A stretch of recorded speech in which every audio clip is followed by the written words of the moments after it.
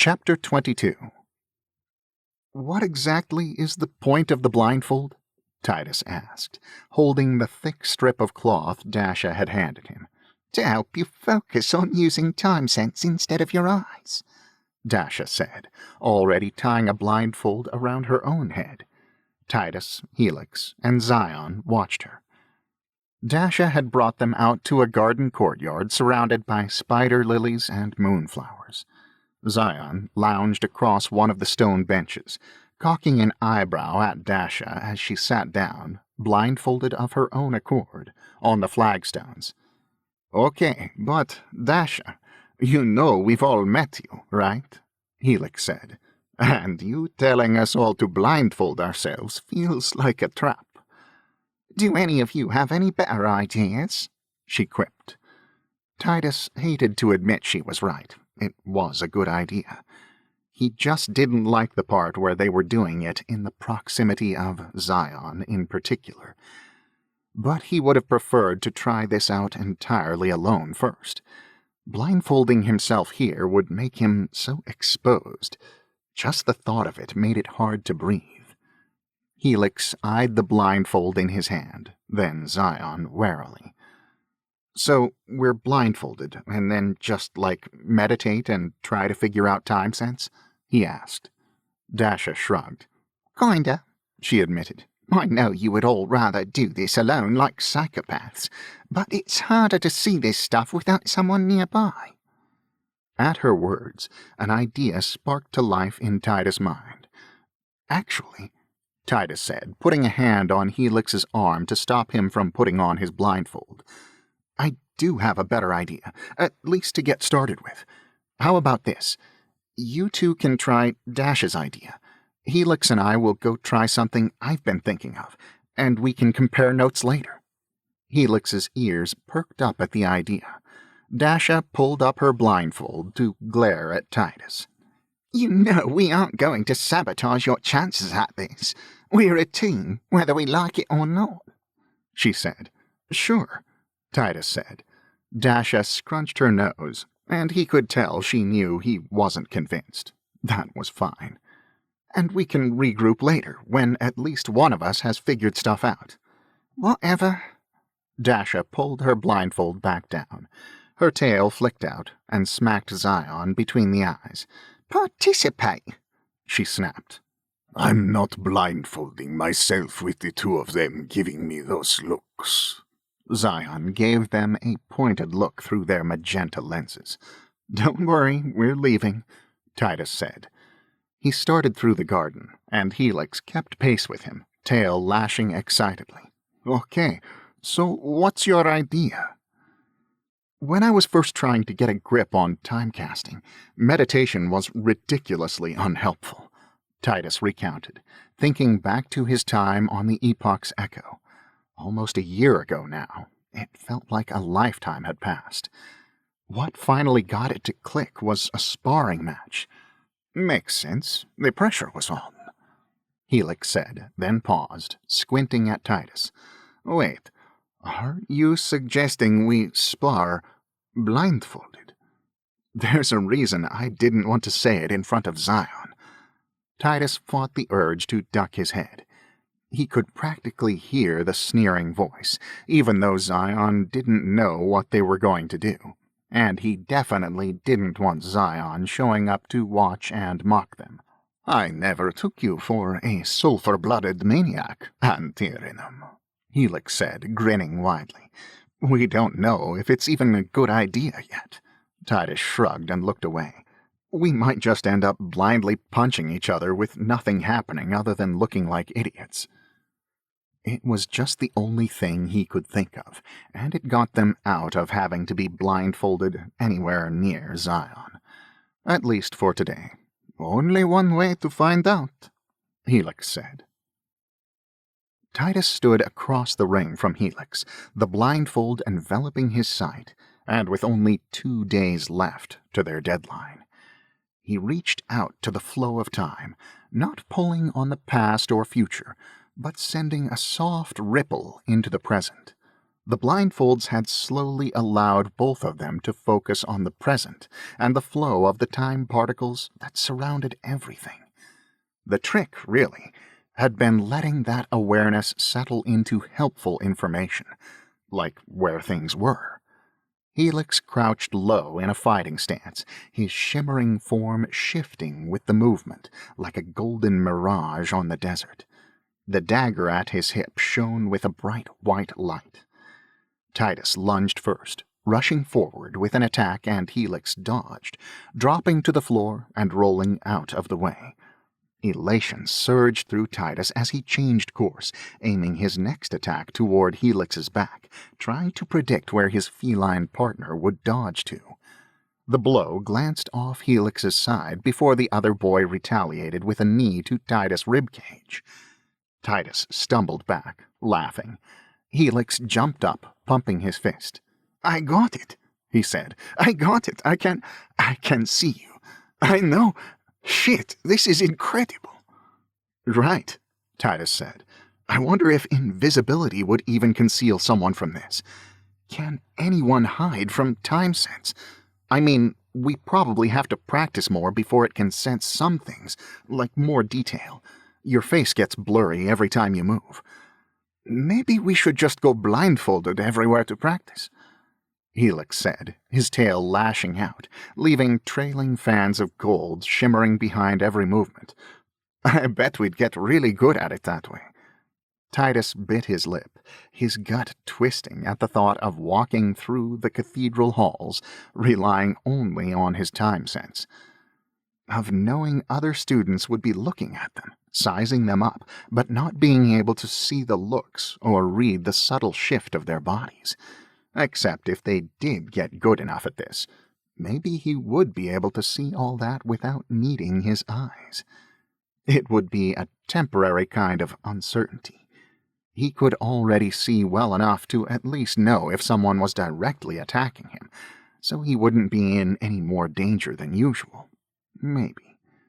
"What if it can be turned against us?" Tidus asked. "What are you talking about?" Helix tilted his head to the side. The details of his features fuzzed at the moment. "You know, like when you stopped me from using timecasting during our sparring match," Tidus said. "Can that same thing stop this?" "Oh," Helix considered. He scratched his head and circled Tidus thoughtfully, his expression unreadable in the grainy image of time particles. "Can I try it on you?" Tidus swallowed, then nodded. "Yes, Go ahead." Better to find out now, at the hands of a friend rather than an enemy, to see if he could be blinded to the flow of time. "All right," Helix said. "Just give me a sec." Helix stopped his pacing and stared at him. Tidus could sense the power coalescing in and around Helix, like a beacon of light growing brighter in the center of his head. Then it reached out towards Tidus, like a vine seeking sunlight, creeping towards his skull.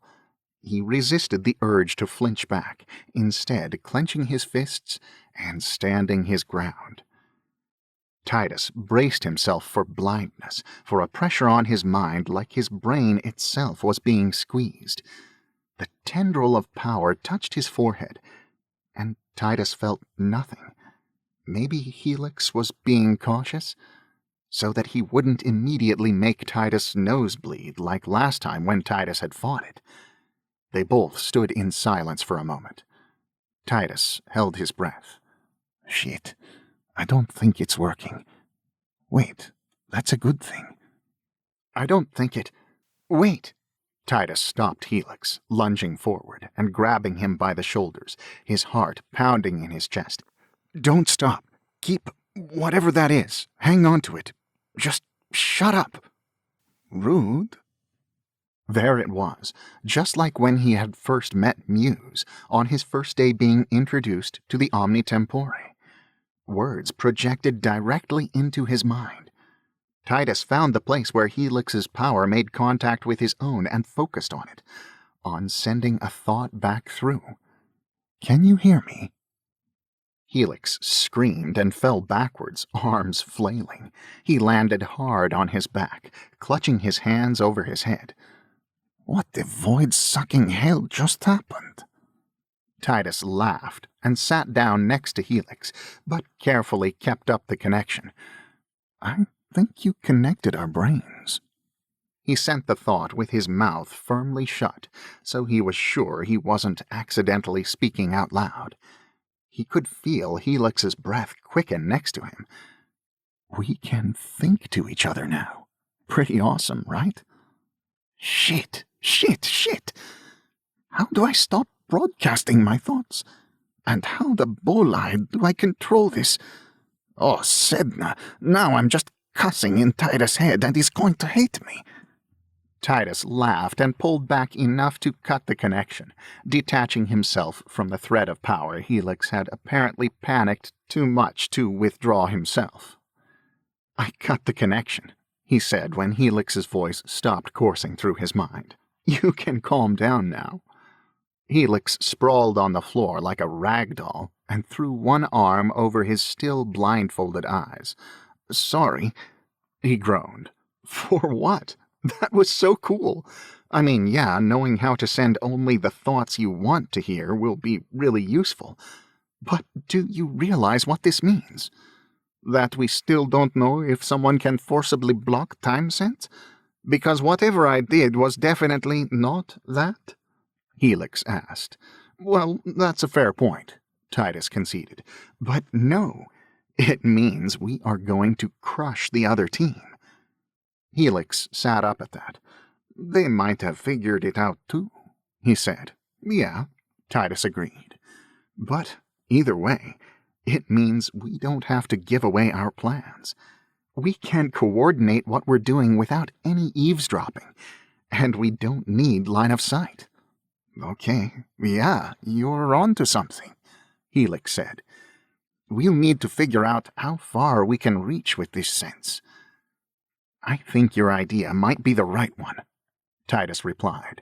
The sandy image of Helix cocked his head to the side, ears swiveling towards Tidus. "I think we should go around blindfold, at least as much as we can get away with, to practice.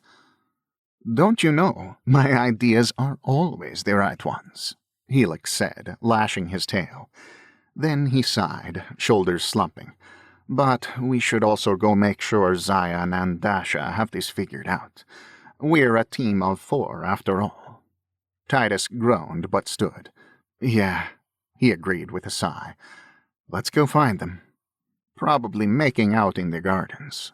Helix grumbled as he got to his feet. Dasha and Zion were not, as it turned out, making out, or together. They found Dasha sitting in the gardens, blindfolded and meditating, alone. "You two making any progress?" she asked as they approached. "A pretty cool breakthrough, yeah," Tidus said. "You?" "Well, I can sense everyone inside the cathedral. I mean, except the North Wing," Dasha responded with a shrug. The North Wing was blocked off from students who hadn't passed the 3rd trial, including some kind of magical veil, so they couldn't access it in any way. "Not a lot of detail, but I have good range." "Good," Tidus said. "And, where's Zion?" "And why aren't they with you?" Helix pressed, nudging Dasha's back with his foot. A risky move, as Dasha tensed immediately at the touch. "There's only so much of Zion that even I can put up with," Dasha hissed. "They managed to find my limit." "Yikes," Helix said, and Tidus silently agreed. "I do not want to know." "Well, we will have to work with them, still, at least for this assignment," Tidus said. "None of us want to, but that's the job." "Zion is on the 3rd floor of the library." Dasha waved a hand. "We can go there if you want." "We just need to make sure we're all ready for the competition. We only have 2 days left, after all." Tidus reached out and sent the thought along a thread of time casting directly into Dasha's mind. He held his breath, waiting to see if it worked. Dasha turned and stood facing him. Tidus suddenly wondered how this all looked, all three of them blindfolded, but staring at each other in the garden. "This is quite the breakthrough, Antirrhinum." Dasha sent the reply carefully. "You should have led with this."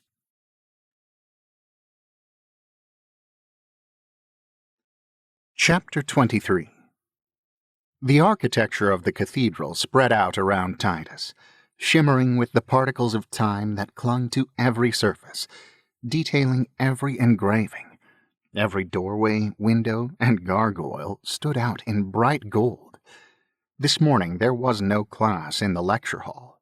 Instead, as the instructor had explained, he would be hiding something in the cathedral, and the first team to retrieve and present it would win. There was no promised reward, no prize for winning, but it didn't matter. None of them were willing to lose. Tidus felt the familiar time signatures of Helix, Dasha, and Zion in their own rooms.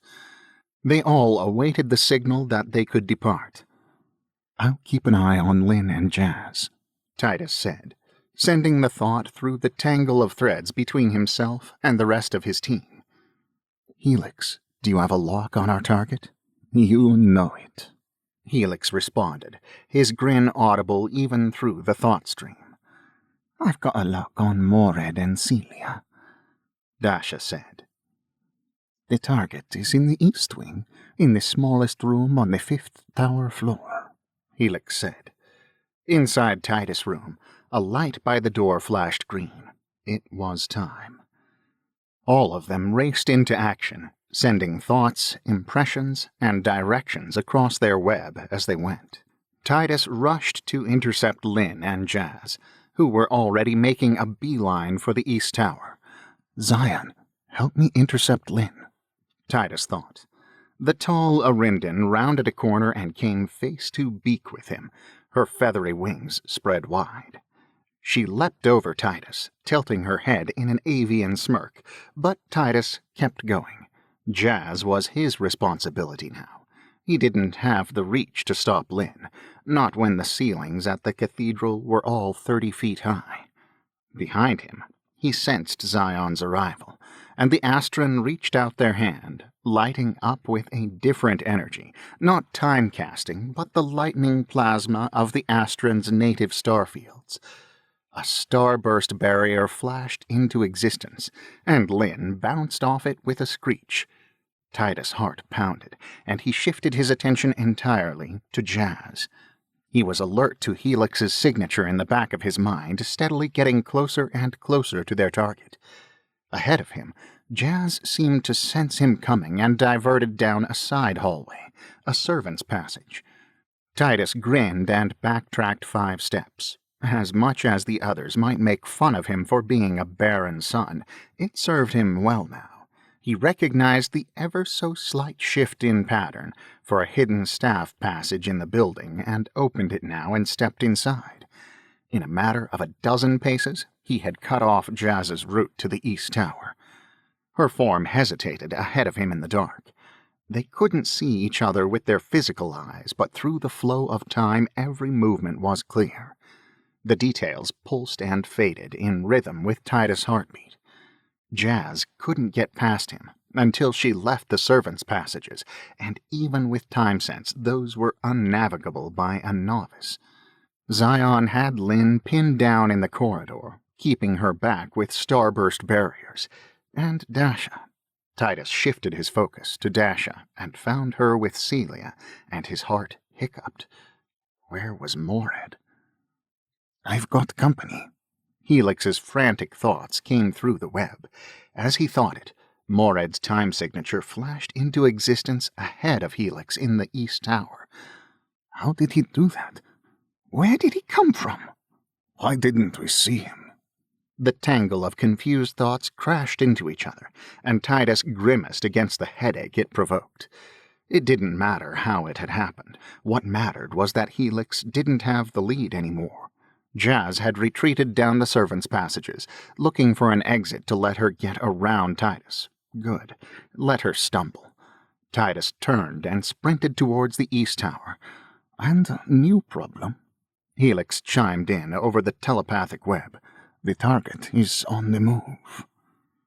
Tidus frowned and shifted his focus to the item that the instructor had left behind. It was, in fact, moving, independently. It must be a drone. Tidus sent over the connection. I'll try using foresight to intercept it. I'm closer. Let me handle it. Zion interjected. What about Lynn? What about Jazz? Zion shot back immediately. Tidus rolled his eyes. He did not have time to argue with Zion about who got to do what. Fine. Do whatever you want. They were supposed to be proving they could work as a team, put aside their competition and get things done. The voice of panic in Tidus' mind reminded him. Well, that's what he was doing by not picking a fight with Zion. How Zion handled themselves wasn't Tidus' problem. At least, that's what he hoped. Tidus flicked his time sense into foresight, tracking the sped-up path of the drone. It's headed to the lecture hall? The forms of the other students got hazier and split into multiples the farther into the future he looked, which made sense with all the time casting going on.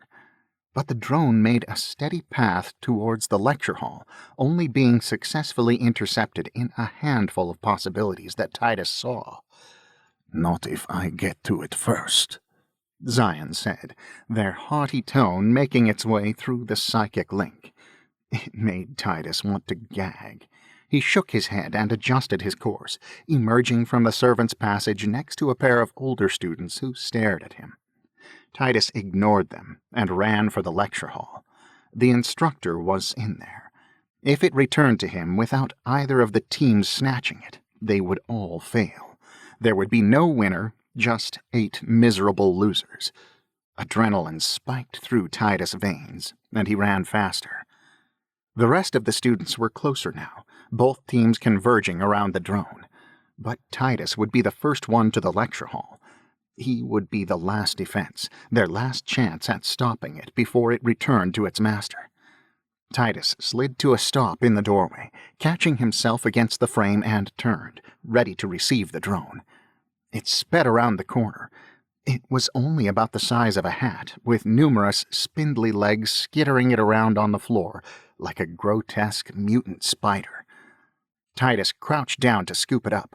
Helix skidded around the corner, his eyes dilated to slits and his tail bushed up to 3 times its normal size. Tidus, behind you! He shouted, the words reverberating physically and mentally.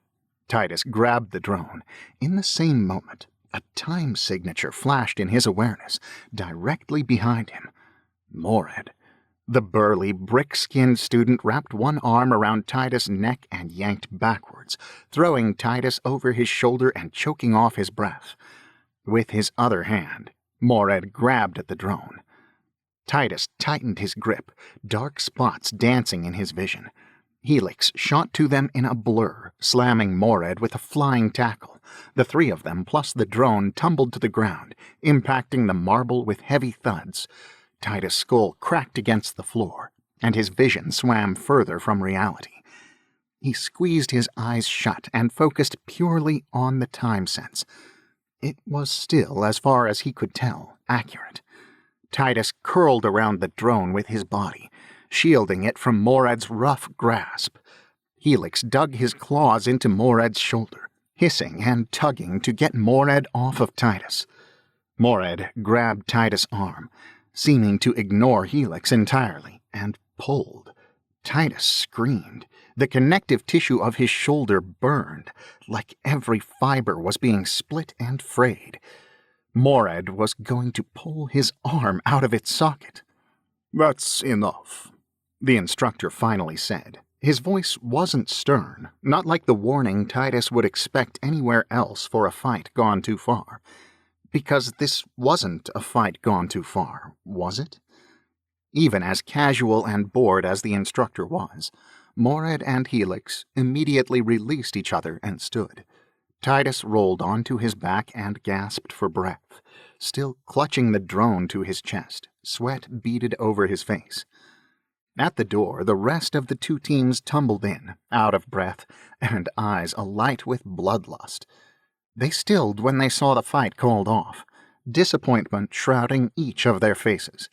Tidus closed his eyes and breathed through his nose, then forced himself to sit up. His shoulder screamed in agony, but he ignored it. Instead, he turned all of his attention to the instructor. "Well done," he said. It was rare they received direct praise from the instructors, so that sent the mood from silence of respect to the tense anticipation of a follow-up.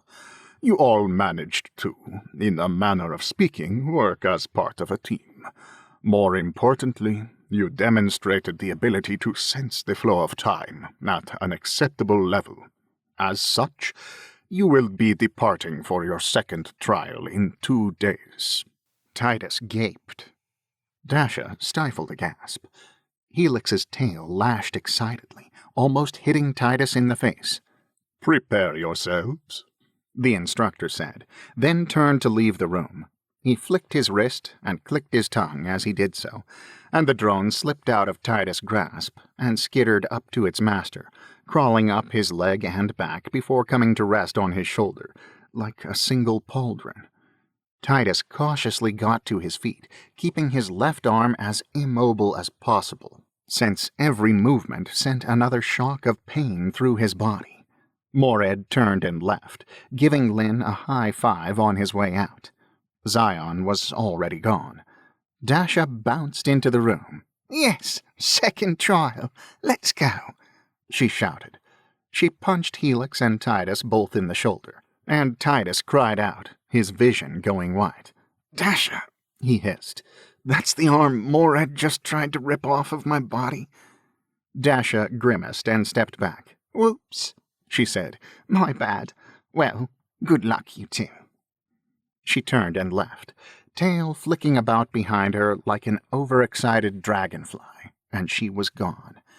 Tidus groaned and leaned against the wall. Helix grimaced and walked over to him.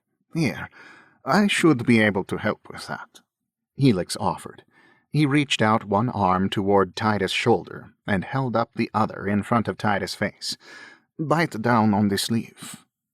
Tidus shuddered at what that implied and did as he was told. He could feel the shifting of time particles as they coalesced around Helix's fingers. The tendrils of time particles reached into Tidus' shoulder, into the injury itself, and then Helix pulled. Tidus screamed into the mouthful of cloth as Helix reversed the time that ran through his injury. The tendons and muscles knitted back together with every ounce of pain that they had initially been torn apart with. Helix stopped, and Tidus spit out his sleeve and doubled over, panting and sore. Sorry," Helix apologized. "I should have kept a better eye on him. He shouldn't have been able to sneak up on you." Tidus shook his head. "Not your fault," he said. "I mean, now we know one thing at least. There are ways to hide from time sense. I just wish I knew how he did it." "No kidding," Helix agreed. "Bummer we can't ask him. He's not likely to share." "Especially after this," Tidus said. "Was I just delirious with pain, or did you bite him?" Helix ducked his head, his ears flicking low over his head before raising again immediately. "I may have, yeah," he admitted, "but that's not important. The important thing is we passed, and I think we won, technically. Either way, second trial, 2 days. Tidus nodded and bit his lip. The face of the assassin, melting into the face of his sister, flashed through his mind. He had checked every week for updates, but the investigation into it was at an almost complete standstill. The top suspect was the Arachne Talam, the oldest terrorist group working against the Empire, but they were just that, a suspect, a guess. "You okay?" Helix asked him. "Yeah, I just—" Tidus hesitated. Then he reached out to establish a mental link with Helix. He didn't want anyone listening in. During my first trial, there was an assassin after me. They tried to, well, they did kill me, just temporarily. Holy Prometheus, are you kidding me? Helix thought back, his eyes widening. How did they even get there? I don't know, Tidus said. And I didn't kill them either. I choked. They were a shape changer. They used my sister's face to get to me. They still haven't been caught. Oh. Helix blinked, brow furrowed as the realization sank in. You're worried they'll try again? They knew who I was, who my family was, Tidus said. So they weren't after me by accident or coincidence. Why wouldn't they try again? Fair point, Helix agreed. Well, they couldn't kill you then, and you're even better now. And hey, I have no idea what the trial is, and more than likely we'll be doing it entirely separately. But if there's any way for me to have your back, I do, all right? Tidus smiled, the tension in his chest easing just a fraction. It was not a particularly useful promise. Helix was right that they would more than likely be entirely separate, with no way to help or hinder each other, even if they wanted to. But the sentiment was nice. Somehow it made Tidus feel a fraction more capable. Thanks, Tidus said. Same goes for you. Helix shook his head, scratching the back of his neck. His tail crept down and carefully, hesitantly curled around Tidus' ankle, like a strange little hug, warm and comforting. Safe. Tidus could feel Helix tense slightly. Then, when Tidus didn't react, he relaxed. You know, Tidus said after a moment of silence between them, I think my sister would really like you. Helix chuckled. Maybe I can meet her someday. Tidus smiled and leaned his head back to rest against the wall. The pain in his shoulder had lessened to a dull ache. It would be gone by morning. I'd like that. Helix shifted next to him, wrapping his arms around his knees and staring across the room. I had a sister, you know, before.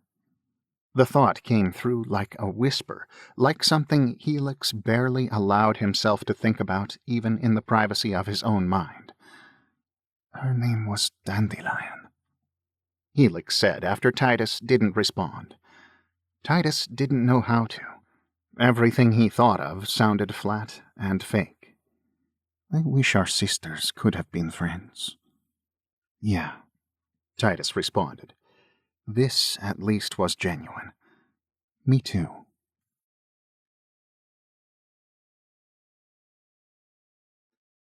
Chapter 24. It'll be interesting to see who makes it back after this. Zion's voice cut through the murmur of conversations in the shuttle. It was almost crowded this time, with all 8 of them headed up to the Epoch's Echo. Personally, I'm hoping the mouthy one finally kicks it, Mored growled, looking at Lynn rather than directly responding to Zion. Lynn laughed, ruffling her periwinkle feathers with a shake of her head. It was the most annoying one in my last group who never turned back up, so odds are good. Dasha chimed in, her faux thoughtful tone decisively mocking. Zion shot her a glare, silver eyes flashing behind magenta lenses, and wisely didn't respond to the bait. They had probably learned how sharp Dash's words could become while they had been dating? Tidus still wasn't sure exactly how to categorize whatever their relationship had been in his mind. Zion shrugged their shoulders and changed tactics. Helix, didn't you pass your first trial like 7 years ago? Zion said. Tidus raised an eyebrow. What did Zion think they would get out of this? They had to be thinking it gave them some kind of advantage, but did they really think they could psych Helix out? Or any of the others? Yep, Helix responded easily, locking eyes with Zion and smiling with his sharp, feline teeth. Well, if it's taken you this long to get to this second trial, I doubt you're much competition. Zion said. Anger flared through Tidus' chest, and he opened his mouth to speak in Helix's defense. But a hand on his shoulder stopped him. "Maybe you're right," Helix said with a shrug. "But you know, from what I hear, you and I got the easy version of the first trial." That sent a hush over the rest of the group. Zion scowled, their silvery eyes boring into Helix for some kind of explanation. "Are you sure about this?" Tidus sent the thought to Helix, catching his gaze. "I want to see them sweat a little." Tidus nodded. It wasn't something that was a secret exactly, even if thinking about it made Tidus anxious about the second trial. "The trials are the same for everyone, genius," Zion snapped. "Usually," Helix said, leaning back in his seat. "But these two," he nodded towards Tidus and Dasha, "who you may notice are being sent to the second trial only 1 year after they arrived at the cathedral. Well, they didn't have such a cushy time of it as we did." Tidus couldn't help but grin at the look on Zion's face, nerves and anger slowly taking over their features. The other four also gave him and Dasha a wary eye, shifting uneasily. Dasha brightened, catching on to the game. "That's true," Tidus said, trying to sound thoughtful. "I heard the first trial is usually pretty easy compared to ours, like a vacation, basically." "Real snooze fest," Dasha added. Zion's face twisted in fury, and they clenched their fists, navy blue skin whitening around the knuckles. "What are you talking about?" Zion snapped, then scoffed. "Oh, I get it. Just trying to make up any story to make yourselves look better, to feel better." "You think we're lying?" Tidus asked. "You can check the reports. Our first trial was anything but standard, particularly when you consider the assassins." He let the words fall like stones, clanking loudly against the metal floor of the shuttle. Lynn and Mored muttered to each other. Jazz and Celia eyed Tidus and Dasha with something hovering between reverence and hunger. Zion's jaw dropped. They tried to cover their shock with a sneer, but too late. "That's some story you've cooked up." "Call me a liar again, and I'll end you myself," Dasha snapped, tail lashing dangerously. "It's the truth," Tidus said evenly. "I'm sure you can ask the instructors, or even the Omni Tempore on the ship when we arrive. And the assassins haven't been caught either, so maybe you'll have the pleasure of meeting them during this trial." Everyone on the shuttle blanched at that, Tidus included, though he hoped the others hadn't noticed. He couldn't help it. He had worked hard to prepare, but there was nothing he could do about the looming threat of the assassins. Nobody knew where they were, who they were, or even what they really wanted. "I'm invested in a very particular future." The memory chilled him to his core every time he thought of it, every time it pushed itself back into the forefront of his mind. What did it mean? What future did they want? And what did it have to do with Tidus? At the very least, his words got Zion to shut up for the duration of the trip to the Epoch's Echo. Returning to the Echo was bizarrely nostalgic, and at the same time kind of ominous. Tidus had never really thought of it as home, but he had lived on it for 6 months.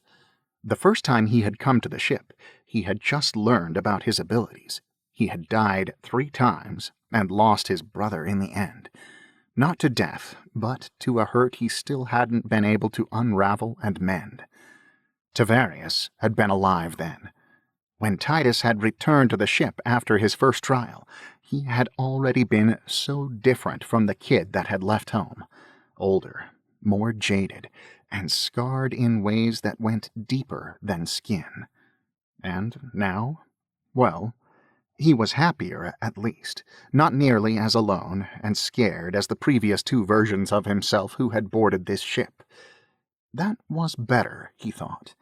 He had more mastery over his abilities now, hopefully enough to get him through the second trial. "Don't get too comfortable," Magina warned as they all exited the shuttle onto the Epoch's Echo. The Rank 2 Omni Tempore glared at them, her golden gaze skewering into Tidus. "Your first trial required longer travel time, so you could get a modicum of training. This time, if you aren't ready, it's your own fault. Be prepared to arrive at the Cabos system within the hour."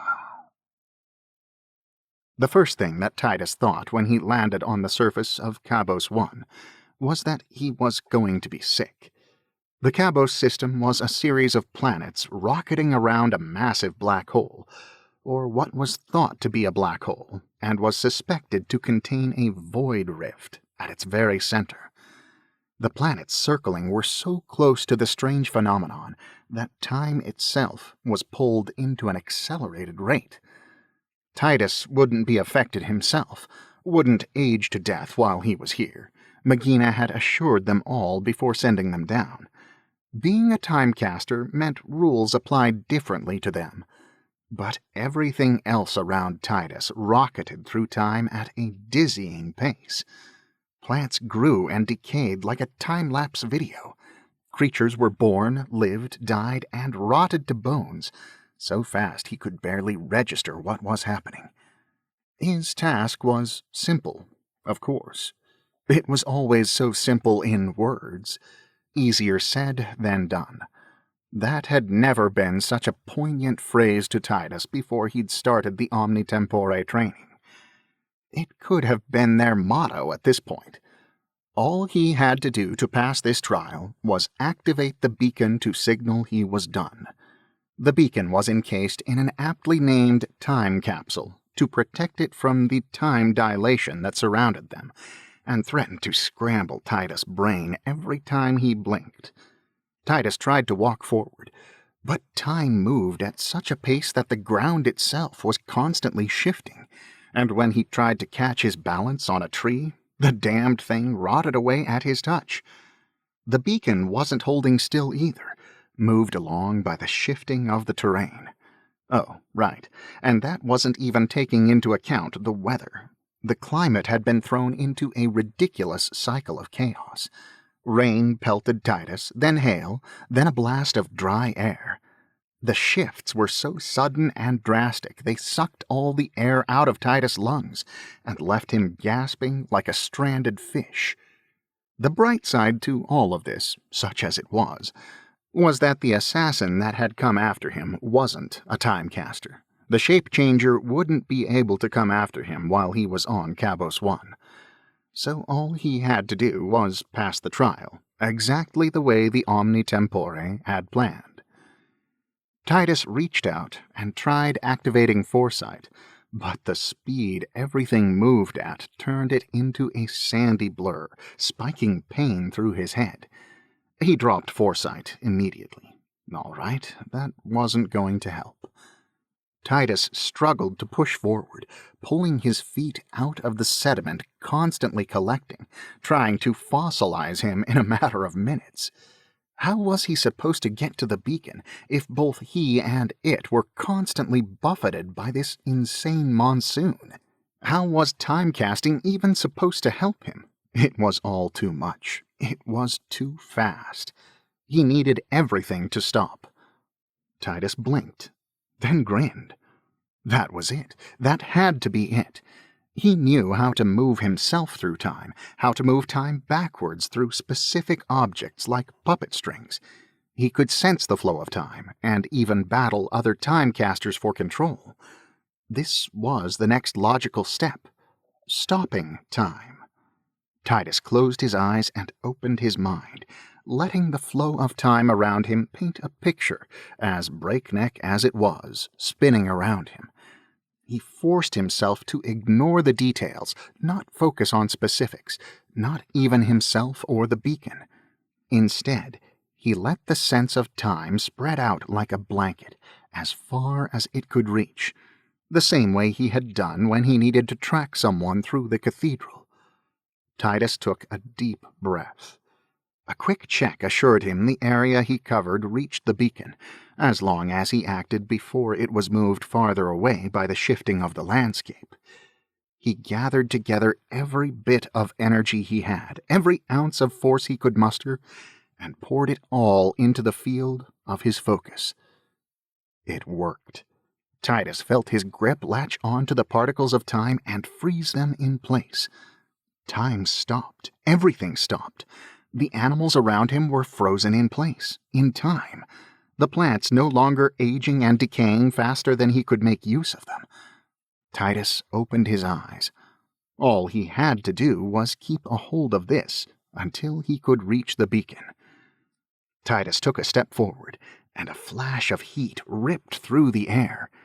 Then a shockwave sent Tidus flying, skidding across the ground.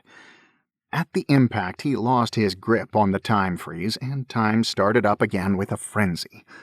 Only now, Tidus was being pelted with shrapnel and flame, along with everything else. He covered his face as his mind raced, blood streaking his arms. What had just happened? Had he caused this because he'd lost his grip on something? Was his hold not secure enough, not complete enough? Tidus scrambled back to his feet, grimacing as he was pelted by hail, cutting hundreds of small gashes into his skin. At least the hail here was razor-thin instead of melon-sized. It was probably forming too quickly to be large. A small mercy. Tidus reached out again, covering a smaller field with his time sense, and pulled the time around him to a halt. This time it came from another direction, from behind him, and now he recognized it for what it was, an explosion. Thrown to the ground again, Tidus couldn't keep his grip on the time stop. Time started up. The ground tried to suck him in and bury him. Tidus pushed himself to his feet, pulling his hands out of where they had already sunk in, dirt collecting around them with the shifting of time. Tidus closed his eyes and pulled his connection to the time particles, then slid back into time. He just needed to get to before the explosion. Then maybe he could avoid it, now that he knew where it was coming from. He only slid a few seconds before a third explosion rocked the world around him. Tidus hit the ground for the third time, his bones rattling and spine aching. How was he messing up this badly? Every time he tried to use time casting. Tidus furrowed his brow. That was it. The explosions happened every time he used any kind of time casting. His mind flashed back to the assassin. He had been so sure they couldn't come after him here. But they had recognized his abilities, had realized when he had died and reset time. And they had been in the past. They must have a timecaster working with them. Could they have planted something that would trigger when timecasting was used? If that was the case, Tidus literally did not have time to figure out how to get around it, how to use his abilities without triggering the explosions. He expanded his sense to find the beacon and cursed. It had gotten even farther away in the seconds it was taking him to make a plan. Tidus steeled himself, then let his mind unfold, feeling the flow of time around him and looking at the spots that had already detonated. They held a specific kind of ripple, like a rock dropped into a river, disrupting its usual currents.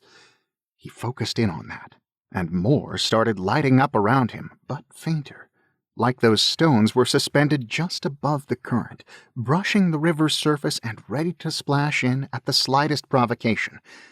Dozens upon dozens of time bombs littered the planet as far as he could see. Tidus' blood turned to ice.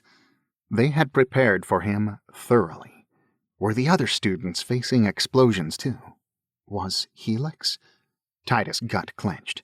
He had to get off this planet. Tidus gritted his teeth and locked on to the map of time bombs and the beacon. He maneuvered himself so he was in between the nearest bomb and the beacon that was his target. Then He activated foresight. The shock wave of the explosion launched Tidus toward the beacon. His back throbbed. He was going to be one big bruise at the end of this, if he was lucky. Tidus released foresight and hit the ground rolling, protecting his head with his arms. He staggered to his feet and tried to catch his breath. He was almost to the beacon. He could get there, but only if he could get it to stop. Tidus opened his mind again, sensing the beacon and the time bomb between himself and it.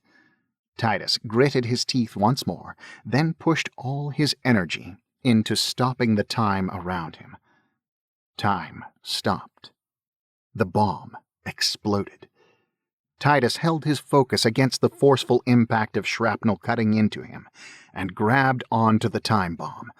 He held tightly to the tendrils of time running through the explosive, pulling and reversing it until the bomb hung in the air, unexploded. Evidence. If he was lucky, it could give them the first real lead in the investigation. His hold was tenuous. Tidus could feel it, and if he lost his grip for even a moment, it would detonate again. He couldn't withstand much more.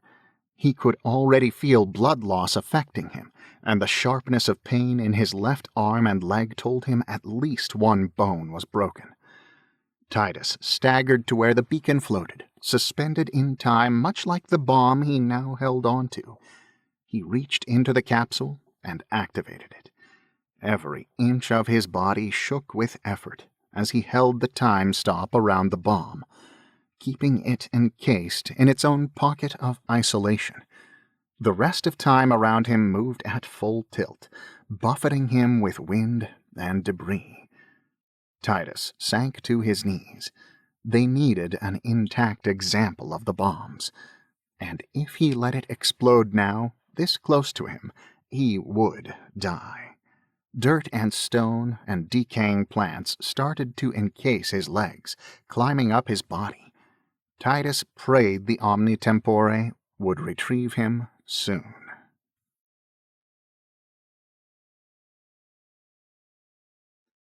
Chapter 25.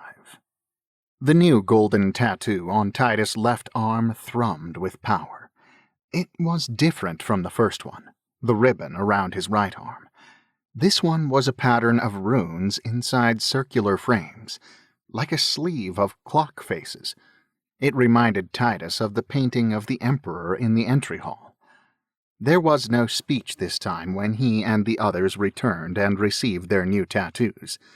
They had all undergone an intense debriefing on the epoch's echo. Other than Tidus himself, only Helix, Dasha, Zion, and Lynn had returned. Jazz had died 7 times in rapid succession due to the bombs, and had lost her mind.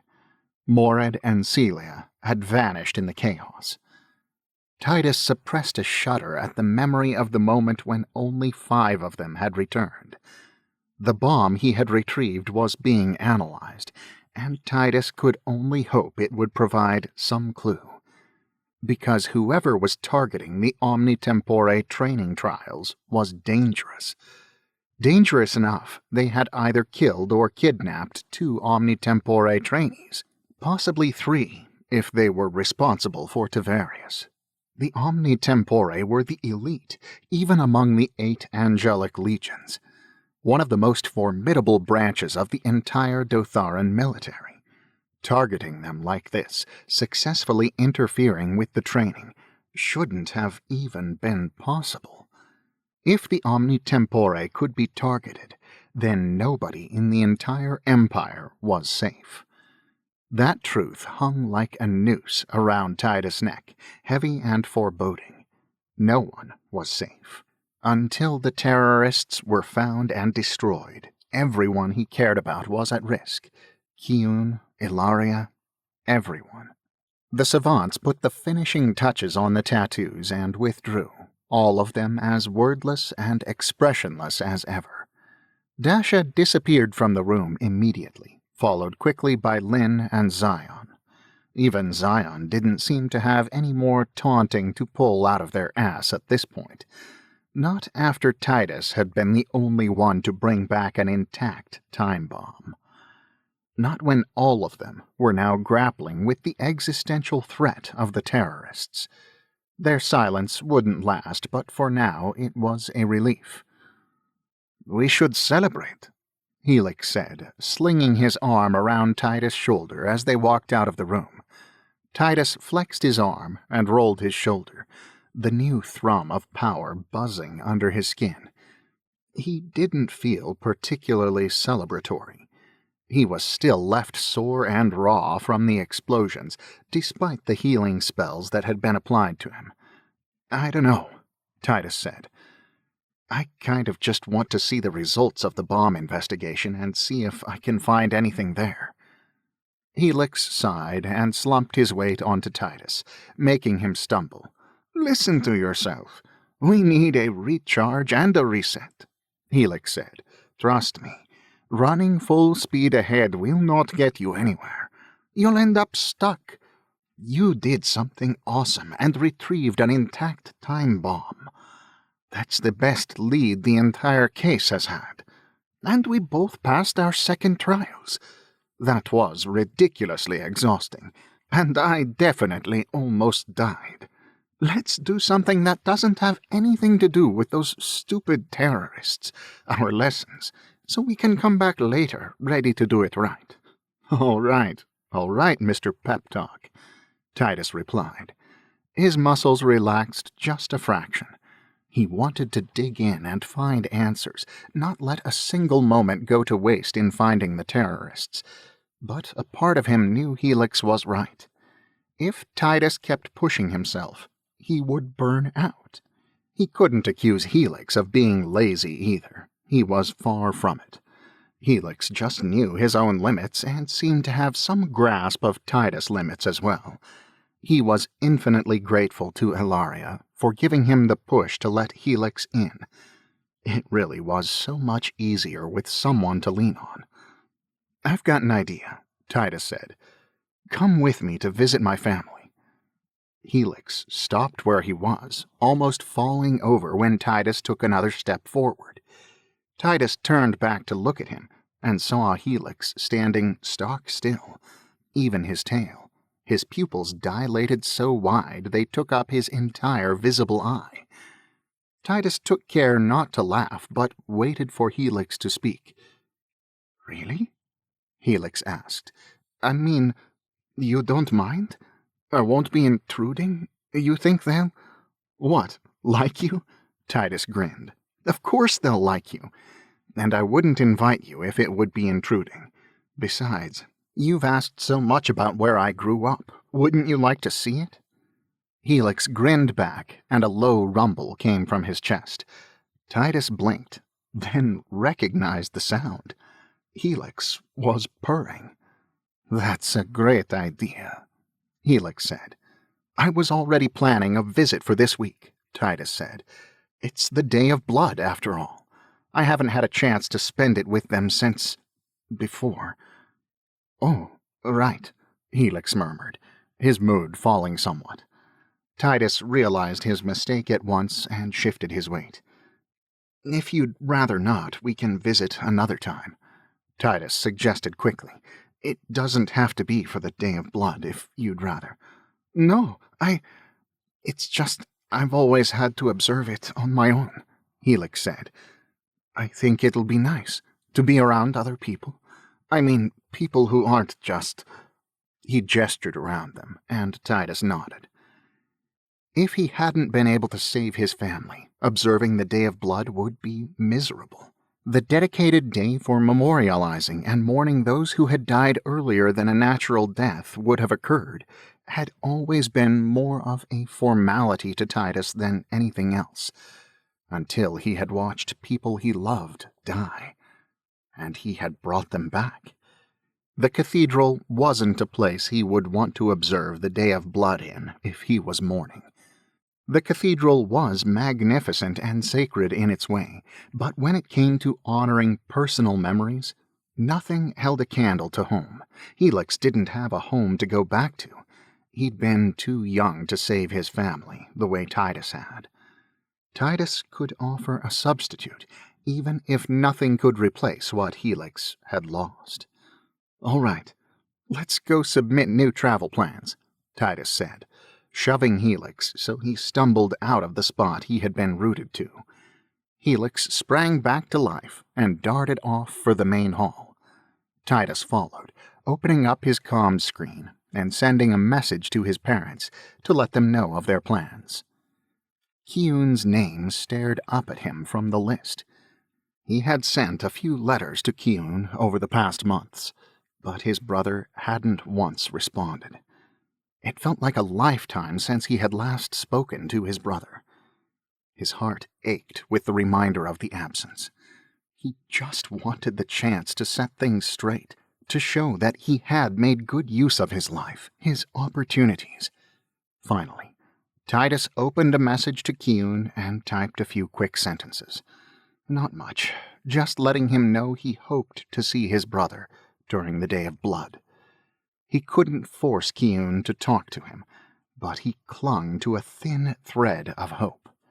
Maybe he would finally get the chance to fix what he had broken.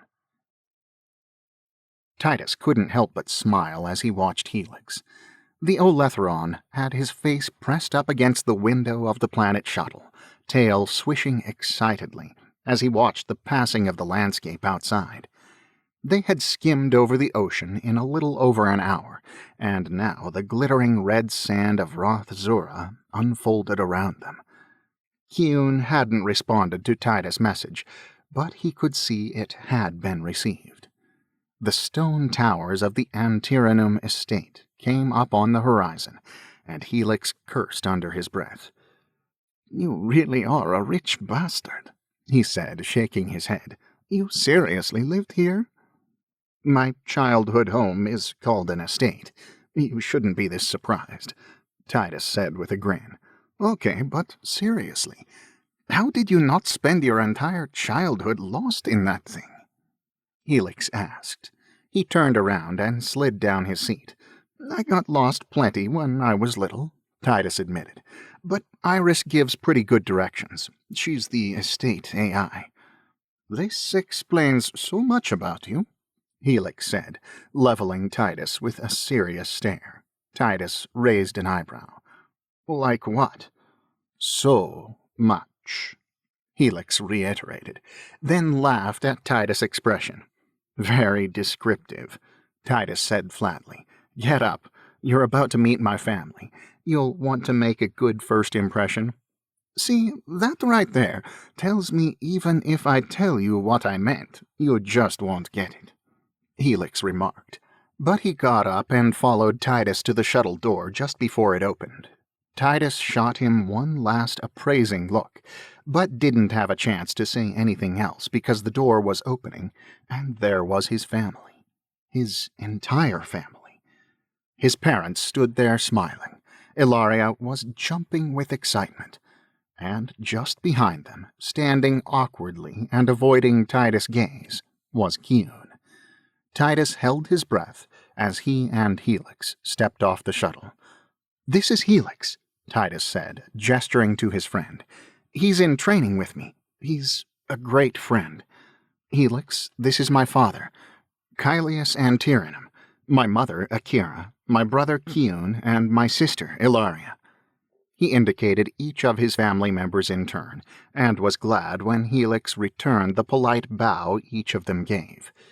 Being in training for the Omni Tempore did technically put Tidus and Helix above even his father in status and imperial chain of command, but they were still his family.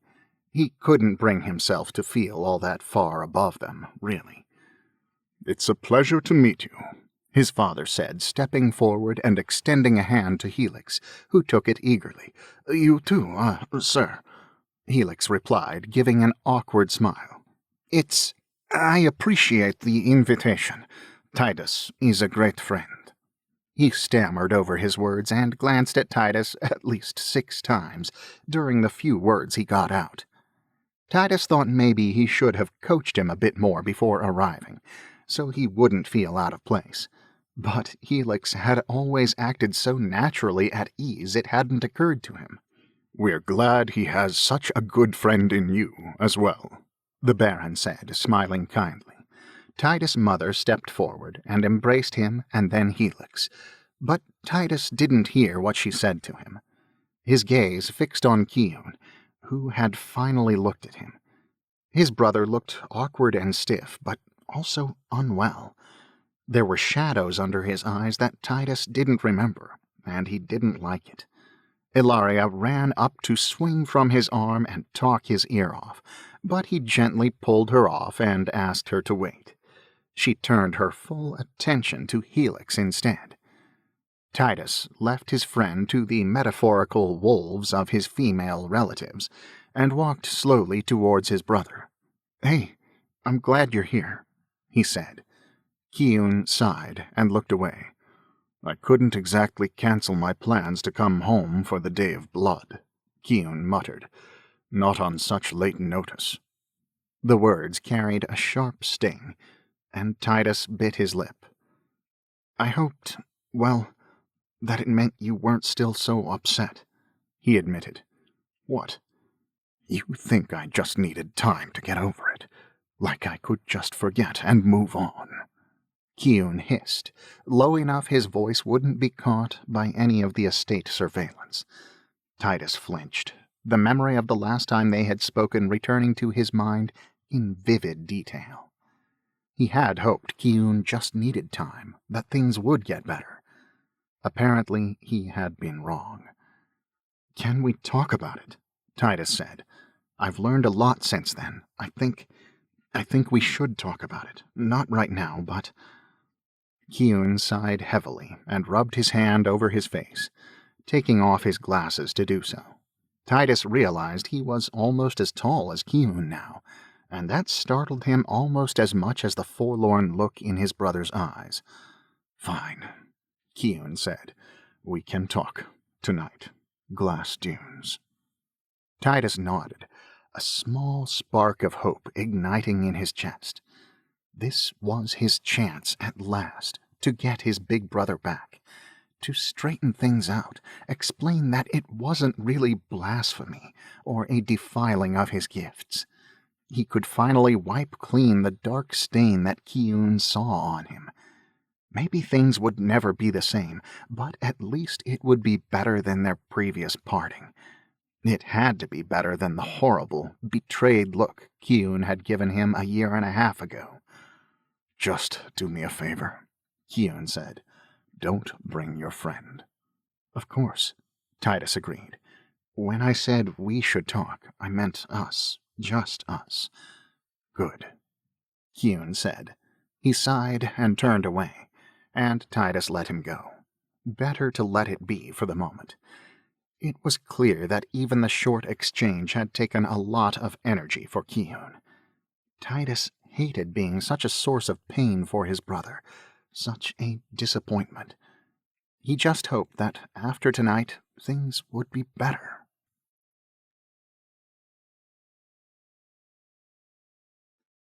Chapter 26. Tidus slid the lightly woven hood and half-cape over his shoulders, the familiar feeling of the garment sending a wave of nostalgia through him, even as it felt strange to be out of the cathedral clothing marked with the crest of the Omni Tempore. He wished he was just sneaking out to take out carpet sleds down the glass dunes with Kiun, like when they had been kids. Things had been simpler then. Instead, now he was just grateful Kiun was willing to talk to him at all. It was good he had picked a location off the estate grounds. Tidus wanted the freedom for them to say whatever they needed to each other. Tidus took a sand skimmer from the hangar and stepped on, activating the platform so it hovered a few feet off the ground. He crouched low, opening the smallest hangar door, and shot off across the desert. The red sand emanated the heat it had soaked up during the day, sending a wave of warmth up towards Tidus as the air above chilled. The sky was just as he remembered. He hadn't realized until that moment how homesick he had been for his childhood stars, all the constellations surrounding the centerpiece. The only one that had been a true constant was the ever-watchful eye of Ling. That, at least, he could always count on. The glass dunes came into view, and Tidus held his breath. He let his time sense expand around him, painting a shimmering golden picture of the desert and the molten form of the dunes. He let out a breath when he found Kiun's signature waiting, just where Tidus had expected, their favorite old haunt, a formation of glass like a curling wave frozen in time, creating a half-dome, the perfect hideout. Tidus guided the skimmer to the entrance and hopped off. He was surprised by how low he had to duck to get inside. Kiun looked even more exhausted and spent in the dark of the night, the purple light of the eye warping through the glass to cast strange shapes over Kiun's figure. "I'm glad you came," Tidus said. "I'm glad we can finally talk."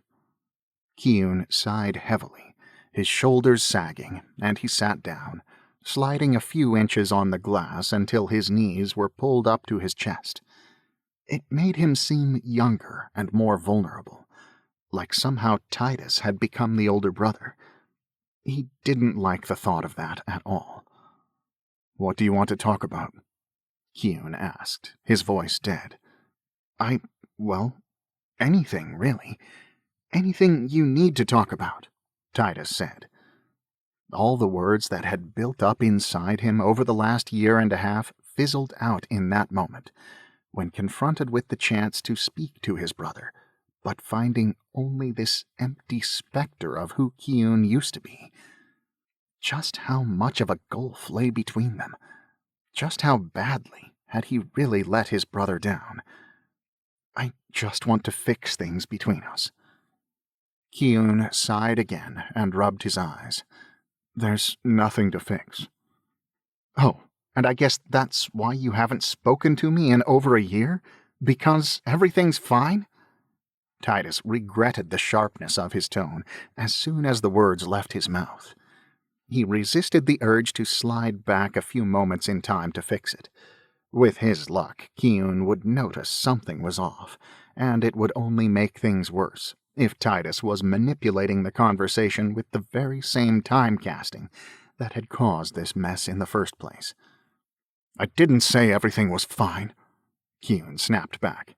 "I said there was nothing to fix. It's not like we can change it, or I can't. You could change anything you want, right?" "If I could change anything I wanted, do you really think we would be having this conversation?" Tidus asked. Anger flared inside him. He had saved Kiun's life and worked his ass off for a year and a half to try and earn back his trust.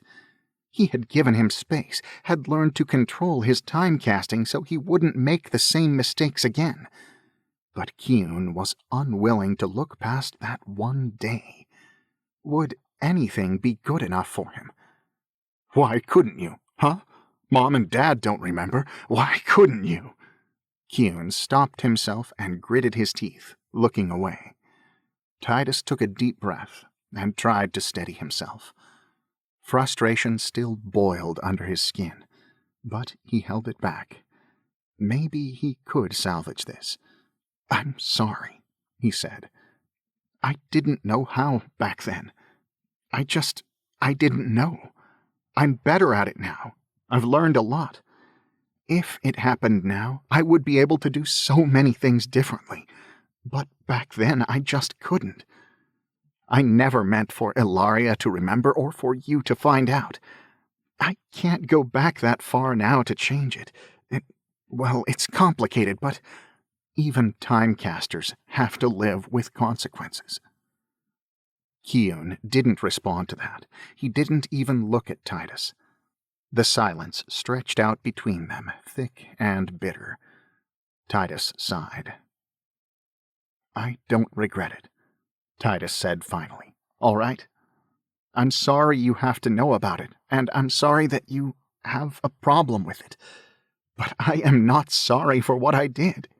The only other option I had was just letting you die. Killing myself to save you was worth it. I have never doubted that." "Oh, well, good for you," Kiyun spat. I don't know why you're so concerned about what I think, then. Because I miss you, Tidus said. He clenched his fists and bit back an angrier response. He had thought this was his chance to make things right, but he couldn't change how Kiyun saw him. He thought he could show his brother he really was worthwhile, that he was mastering the skills and becoming someone worthy of Kiyun's respect, that this gift wasn't wasted on him. Instead, everything he said seemed to only make the flames of anger grow hotter inside his brother. I miss you, Kiyun, and I don't want to lose you, not to death or... I hate to break it to you, but we aren't kids anymore, Kiyun stated. He stood and faced Tidus finally, his eyes red-rimmed and hollow. You made your choices. Now we both have to live with them. Welcome to the real world. Kiyun, Tidus said, his voice wavering. His brother pushed past him and activated his sand skimmer. Look, Tidus, Congratulations, I guess, Kiyun said. I'm glad you're doing so well with your training. Good for you. He cast Tidus one last look, his eyes flashing purple under the light of the eye, and then he took off. Tidus could sense him in the flow of time long after he was out of sight. He could have pursued him.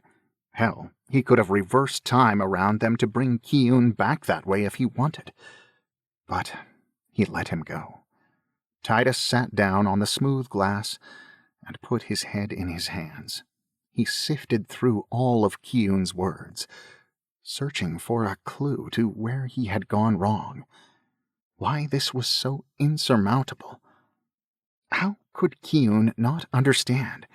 How could he still think so little of Tidus? Maybe he had been looking at it wrong the whole time. Kiyun was right. They weren't kids anymore. That was more true than Tidus liked to admit. Tidus had tried so hard to cling to that, to the closeness and carefree happiness they had once shared. But Kiyun knew the truth. They were growing up, and Tidus needed to let the last of his childishness go, or he would only hold himself back. Tidus met Helix in the hall as they made their way to the atrium on the Day of Blood. The space had been lined with a display of hundreds of memorial ceramics, painted jars, some with animal heads and some with ornate handles to be carried. Helix followed Tidus up to the platform in the center, where they knelt and took their own individual memorial ceramics. Tidus took out his scroll from inside and flattened it on the ground in front of him. Across the way, Kiyun and Ilaria entered just ahead of their parents.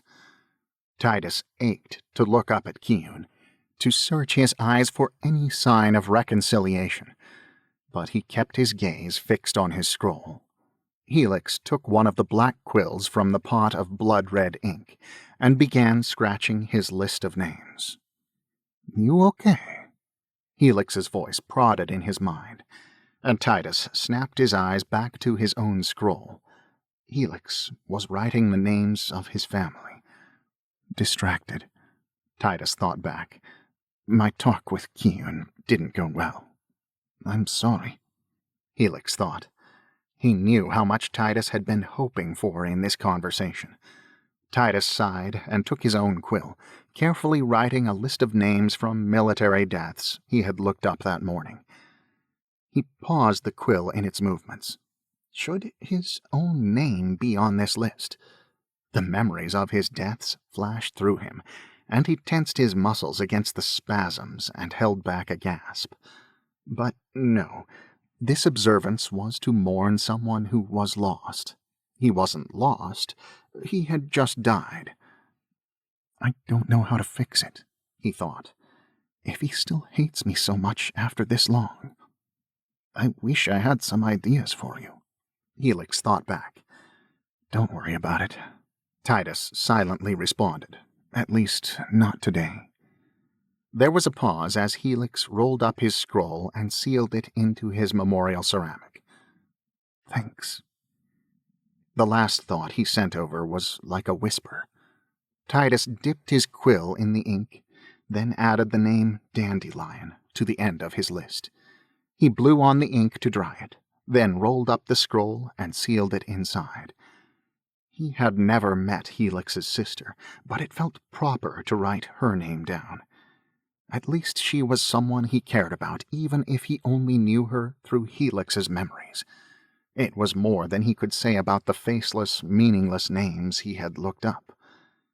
Tidus stood at the same time as Helix, each cradling their memorial ceramics carefully in one hand. He could see Helix watching him out of the corner of his eye, could feel the connection to his mind poised with a question. "We'll head to the chapel for a recitation from the Imperiatus Divinatum," Tidus thought to him, nodding his head in the direction they would be going. "After that, there's tranquility until the banquet in the afternoon, then the release at dusk." The release was the cathartic shattering of memorial ceramics, releasing the names of those you mourned and letting go of the sorrow you carried. Tidus wondered if the ritual actually helped, but he didn't think he could bring himself to ask Helix. Helix nodded, relaxing his shoulders with the information about what exactly they would be doing. "I still can't believe your house has an entire chapel in it, you spoiled rich kid," Helix thought at him. Tidus fought a laugh and headed out of the atrium. He squared his shoulders and folded his arms in a reverent posture that Helix at least attempted to mimic as they walked. "Get used to it," he thought back to Helix. "I'm pretty sure my mother is ready to adopt you as an honorary Antirrhinum, the way she talked about you at dinner. I wouldn't say no to that." Helix tilted his head back, ears twitching in thought. "Then we can both rub Zion's nose in your family's filthy amounts of wealth. I wonder if that would actually get them to shut up," Tidus mused. "Nah," Helix sent the thought with a shake of his head. "The only thing that's going to keep them quiet is the sweet release of death." "Sweet release?" "For us, not them," came Helix's speechless reply. "When they're finally gone, oh, that will be a day worth remembering." Tidus laughed, quickly covering his mouth with his hand and glancing behind them. It was a reflex more than anything. He could still feel the signatures of his family kneeling in the atrium, writing down their names. Ilaria was just finishing, standing gracefully and turning to follow them. She caught up to them quickly, carrying her memorial jar in both hands like a priestess, her head held high. Her hair was woven in intricate braids with gold ribbons and blood lilies. As she walked up to join them, her dress merely an updated version of the one she wore every year for the Day of Blood, a strange sense of alienation washed over Tidus. He suppressed a shiver. Even the way Ilaria walked, gracefully floating down the hall, carefree, clothing impractical for a fight, oblivious to 90% of her surroundings, was strange, wrong somehow. A surprise attack could kill her before she even knew she had enemies. The thought shot like a bolt of ice through Tidus' chest. He couldn't shake it off because it was true. Tidus had been training and studying, learning combat, strategy, and timecasting until it was all second nature, so he barely had to focus in order to take note of all escape routes. To scout out hiding places, weak points, and identify the weaknesses of people around him. Coming home was like a spotlight now shining on the vulnerability of regular Empire citizens. Not even just regular citizens, Tidus realized, but his family. Even the very nobility of Dothara were so very, very vulnerable. If the people targeting the Omni Tempore, whether they be Arachne Talam or a new, insidious terrorist group, ever decided to target his home, they would be defenseless compared to the Omni Tempore. And 2 trials had already been sabotaged. 3 trainees had been kidnapped or killed. How much damage could they do if they targeted the estate in earnest? The university? Civilian centers instead of military installations. No matter how quickly the Empire responded to the threat, any attack like that would be devastating. Tidus clenched his fist, but now he had calluses thick enough his nails couldn't draw blood from his palms. The only thing keeping citizens of the Empire safe from the terrorists at this point was the fact that the Arachne Talam prioritized military targets, and the others were targeting the Omni Tempore, maybe exclusively. If they ever changed course, if they ever just wanted to maximize damage, the death toll would be incredible. They entered the chapel, and Tidus took a seat in the front row on one of the ornately carved stone chairs. He tilted his head back and took a deep breath, fighting down the anxiety building over the now glaring vulnerability that surrounded him. The vaulted ceiling was painted with the triple-headed golden dragon, the greatest manifestation of the god emperor, defending his people from the endless void. Light radiated from the dragon scales, cutting through clouds of darkness and shattering them to pieces. Tidus let out his breath and turned his gaze back to the altar where the Imperiatus Divinatum lay open. Instead of a priest approaching it, Tidus raised his eyebrows as Ilaria walked up to stand behind it. Her face radiated with pride, her pink eyes sparkling in the light that filtered in through the stained glass windows. The gold ribbons and red flowers in her hair caught the light like a crown of fire. She had mentioned studying with the priests, Tidus remembered now, a wedge of guilt reminding him he should have asked her about how it was going. Apparently, pretty well. "I will be reading from the Eulogy of the Sun," Ilaria announced, her voice ringing through the space with as much authority as any of the priests. Tidus smiled as Ilaria turned her gaze to the page, smoothing it out as she began. "Though your heart is scorched, your light darkened beyond our sight, yet you are true. Though the dark of the void seeks to ensnare you, to drag you into the nothingness, yet you persist." Tidus let the words wash over him, Ilaria's voice ringing clear and powerful. The words of the eulogy pricked at his heart. Even the sun itself, the very star they orbited, had once been vulnerable to attack. The citizens of the Empire were hardly above that. He gripped his memorial jar tightly. "Though your very will be twisted against you, a poison in your very soul, yet would you die before betray. Yet would you consume your own essence before turning it against those you love." Tidus fought the urge to look at Kiun, keeping his gaze on Ilaria as she read. These words had been just words when he was a child. Now Tidus knew what they meant. He had chosen death rather than betray his family by abandoning them to their own deaths, and the memory of it was like a poison to his soul. "Such a death is a magnificence to behold, such a sacrifice, a gift of the highest order. And into the emptiness of loss, into the darkness of your absence, shines the light of the Emperor, a balm, a mercy, an honor. For those of such valor and compassion will never be forsaken by our great god Emperor, the wise and generous Prometheus." Tidus clenched his jaw, finally allowing himself a glance in Kiun's direction.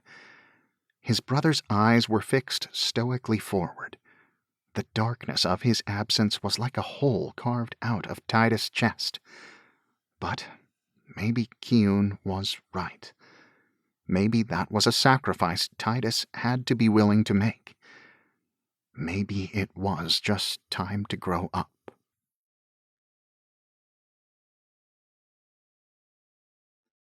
Chapter 27. Lynn had received her summons for the third trial 3 months after the Day of Blood.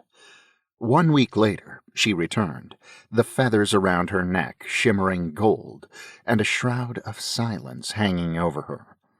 Tidus tried to pry out of her if the trial had been sabotaged, if there had been any sign of the assassins this time around, but he was met with stony silence each time, and Lynn could fly away to avoid him, which she started doing after the second time Tidus tried to corner her with questions. "Lynn's different since she got back," Tidus said over his dish of garnaberries. Helix cocked his head to the side, popping the last bite of fish into his mouth. "We are all different, every time," he said. "I don't know," Tidus persisted. "This one seems different from the second.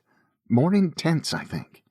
"Well, whatever happened for Lynn, we should at least expect the assassins to make another appearance to be safe," Helix said. "That'd be 3 for 3 for you, right?" Tidus nodded, his frown deepening. Over the past month, the Arachne Talam had doubled their usual activity, targeting dozens of military outposts. They had to have insiders feeding them information, traitors to the Empire hiding somewhere within the ranks. Did that mean they were the same ones targeting the trials after all? Could there be an Omni Tempore, or trainee, giving them that information? Did that make more sense than a rogue timecaster? Helix was summoned for his third trial the following week. 2 days later, so was Tidus. Instead of being called to the shuttle, he was summoned to the sanctum, where a savant was waiting by a stone chair. Magina Perrin stood at the head of the room. "You will be embarking for your third trial today," Magina said, gesturing for him to sit. Tidus did so and kept his gaze on Magina, her long ears twitching as her gaze followed him, her navy blue hair tied up in a bun. The savant began applying a tattoo around his collarbone and shoulders. It felt different from before, and Tidus grimaced. It stung, biting like there was acid in the ink, not at all like the tattoos he had received after the first 2 trials. Those had made him feel stronger. "For this trial, you will begin the task without the use of your time-casting abilities," Magina said, the corner of her mouth twitching with a sadistic smile.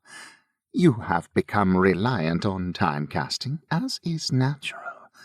So now we will see how you fare without it. The binding being placed on you will become the mark for this trial, if you survive.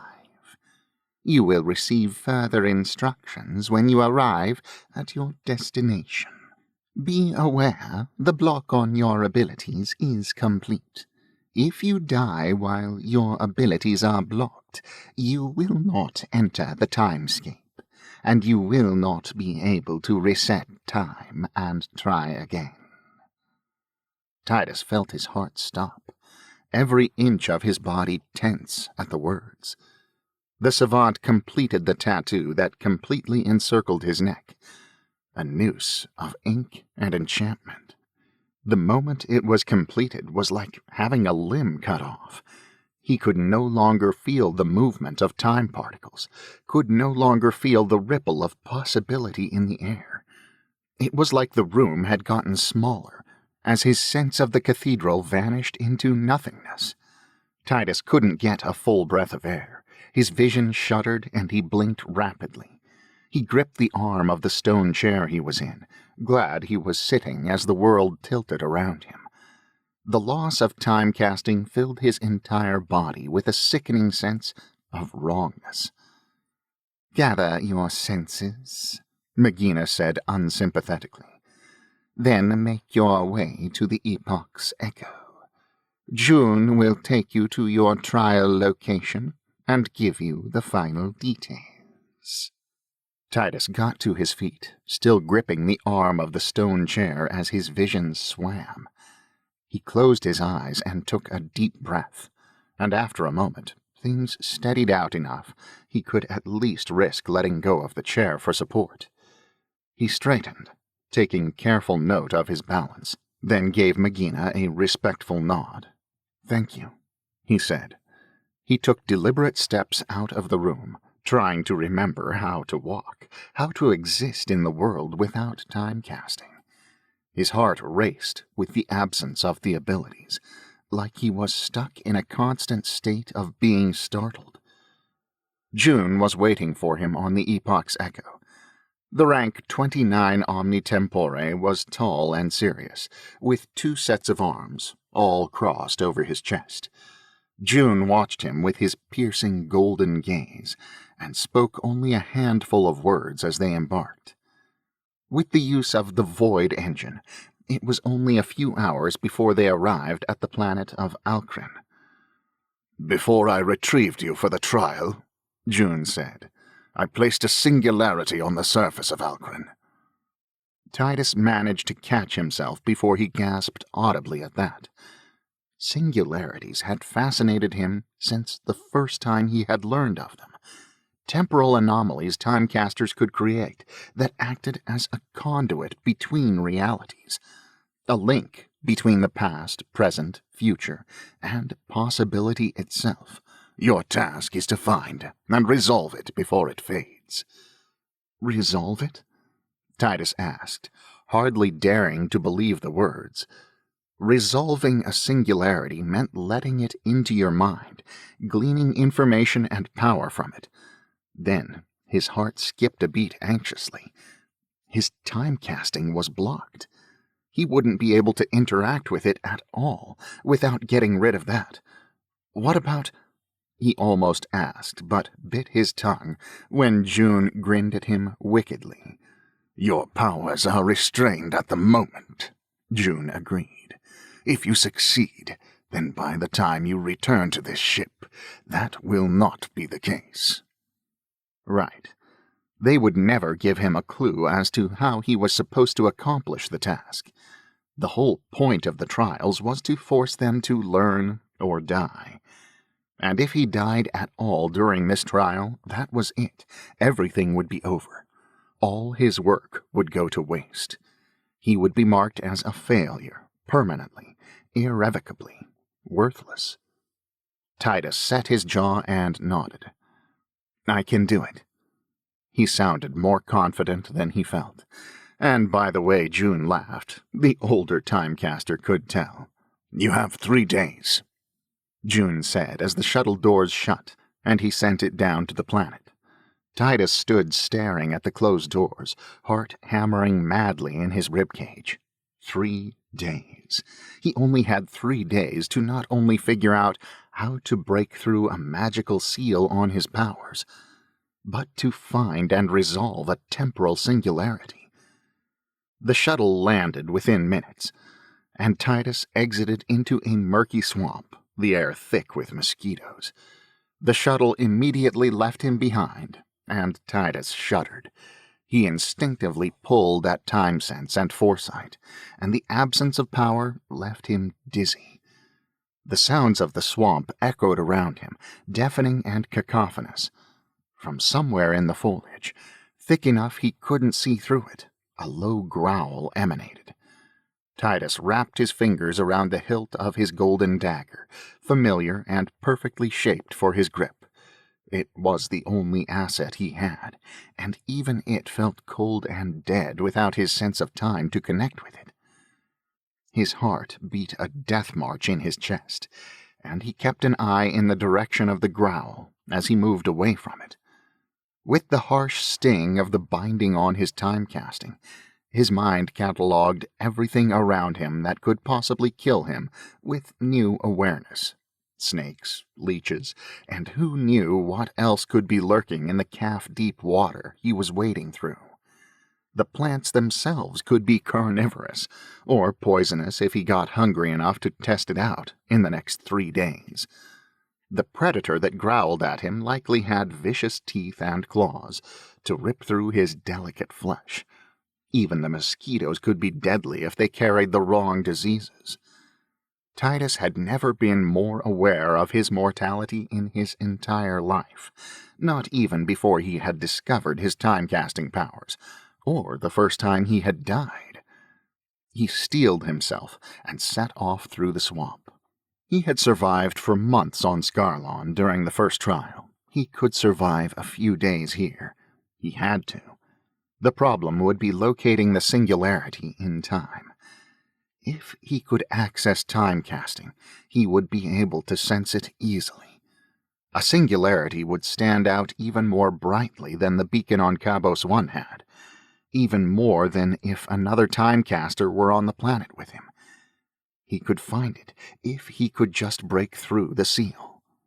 Tidus reached for timecasting to try and push through the block, to force his way through it. He had expected it to feel like he was pushing against a wall, or trying to break free of ropes binding him. But even when he tried to push against the seal itself, all he felt was nothing. Like reaching out and finding only empty air, or taking too many steps up a staircase in the dark. It didn't feel like a block at all, not like a dam or a wall, just a gaping absence. There wasn't even anything for him to try and break through. Tidus swallowed hard and slid his dagger from its sheath. Just as he did so, a flash of movement caught his eye, and he ducked. He swung the knife upwards and caught a small, clawed and fanged lizard, slitting its belly open as it soared over his head. It hit the ground dead and steaming, its guts spilling out into the mud. Immediately, the water around it churned with activity. The corpse was ripped apart by teeth and claws attached to creatures hidden in the mud. Tidus shuddered. If he died here, that would be his fate, and there would be no do-overs. This trial was a one-shot, one chance. That was it. He had one chance to make it, to prove himself. If he died here, all of his sacrifices would have been in vain. Kiun would be right to hate him then. If he died here, he would be no better than the spare he had been born as. He couldn't waste the chance he had been given. Tidus forged his way through the swamp, every attempt at reaching out to the power of time yielding no results, fighting to stay ahead of the dangers he could hear all around him. After a sleepless night, Tidus knelt in the first dry grove he had come across. He shivered, his hands trembling with exhaustion. He had avoided becoming a meal thus far, but had failed at everything else. He had to be going about it wrong.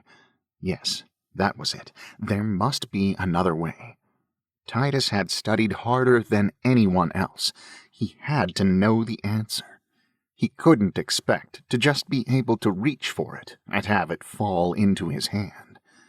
Tidus leaned down and scratched out runes in the soft dirt, tracing the lines precisely, rearranging them into a perfect mandala. He went over the runes 4 times, double-checking their placement and meaning. The same series of runes depicted in the Emperor's portrait in the entry hall to the cathedral. Though that one was only shown partially, this was the full series, the entire set. Tidus raised his dagger up to his collarbone.